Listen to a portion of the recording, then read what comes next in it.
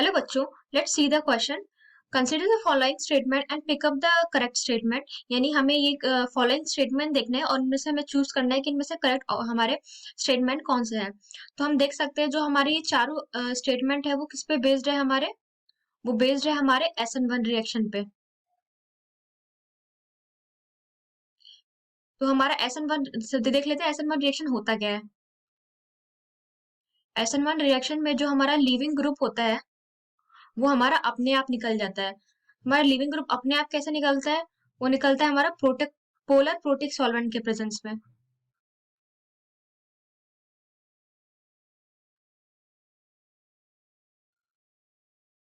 तो leaving group हमारा क्या होता है, ये अपना इलेक्ट्रॉन देके निकल जाता है। तो लिविंग ग्रुप में जैसे क्या है, ये डेल्टा नेगेटिव और डेल्टा पॉजिटिव होता है और ये अपने इलेक्ट्रॉन प्रोटॉन को देके यहाँ से रिलीज कर हो जाता है, हमारा कार्बोकटायन फॉर्म हो जाएगा।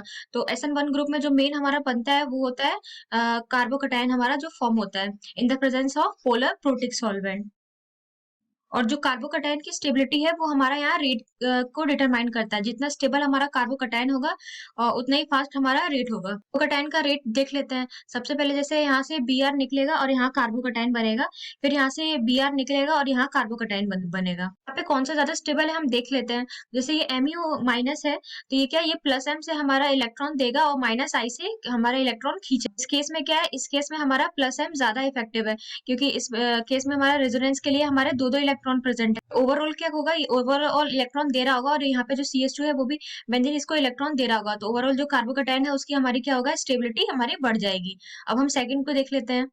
टू वो हमारा माइनस आई से जो होता है इलेक्ट्रॉन खींचता है, प्लस हम से भी हमारा इलेक्ट्रॉन देता है, लेकिन इसमें क्या एक लोन पेयर है। तो ये जो यहाँ पे है ये हमारा माइनस आई ज्यादा इफेक्टिव होता है। इलेक्ट्रॉन खींचेगा तो इसकी स्टेबिलिटी घट जाएगी। तो क्या होगा, जो हमारा जो ए में जो फर्स्ट का हमारा रिएक्शन होगा वो ज्यादा फास्ट होगा एज कम्पेयर टू सेकंड। हमारा ऑप्शन ए करेक्ट हो जाता है। अब हम ऑप्शन बी देख लेते हैं। तो यहाँ से ये ब्रोमीन निकलेगा, यहाँ पे ये हमारा 3 डिग्री पे कार्बोकटायन बनेगा। ऐसे यहाँ से ये ब्रोमीन निकलेगा, यहाँ पे 3 डिग्री पे कार्बोकटायन बनेगा। लेकिन इस वाले में हमारे ये ब्रिज हेड पे कार्बन है। ब्रिज हेड में मतलब कौन सा हाइब्रिडाइजेशन होता है, ब्रिज हेड पे हमारा sp2 हाइब्रिडाइजेशन होता है। तो ये जो चारों कार्बन है हमारे वो क्या हो जाएंगे, वो सेम प्लेन में आ जाएंगे और एंगल स्ट्रेन बहुत बढ़ जाएगा। तो हमें याद रखना है पे हमारी लिविंग ग्रुप हो तो हमारी ये SN1 या SN2 रिएक्शन हमारी नहीं होती है। हमारा क्या होगा, ये हमारा गलत हो गया। फास्ट रेट किसका होगा, फास्ट रेट हमारा ब्रोमोसाइक्लोहेक्सेन का होगा। अब हम ऑप्शन सी देख लेते हैं। यहाँ से Cl निकल जाएगा, यहाँ पॉजिटिव आ जाएगा और फिर यहाँ से Cl निकल जाएगा, यहाँ पॉजिटिव आ जाएगा। तो ये हम देख सकते हैं जो ये पॉजिटिव है वो क्या डबल बॉन्ड पे है, तो ये तो वैसे ही अनस्टेबल हो गया। ऊपर से हम यहाँ देख सकते हैं, यहाँ पे क्या होगा, रेजोनेंस होगा। ये अल्टरनेट पे हमारा डबल बॉन्ड है तो ये मोर इजिली रेडिली रिएक्ट करेगा as compare to this one. Right, अब हम ऑप्शन डी देख लेते हैं। डी क्या है हमारा, SN1 reaction occurs in polar protic solvent. तो ये तो हमने पहले ही बता दिया था, जो SN1 रिएक्शन होगा वो पोलर प्रोटिक सॉल्वेंट में होता है। तो जो आंसर हो जाएगा वो हो जाएगा हमारा option A and option C and option D. I hope the concept is clear. Thank you.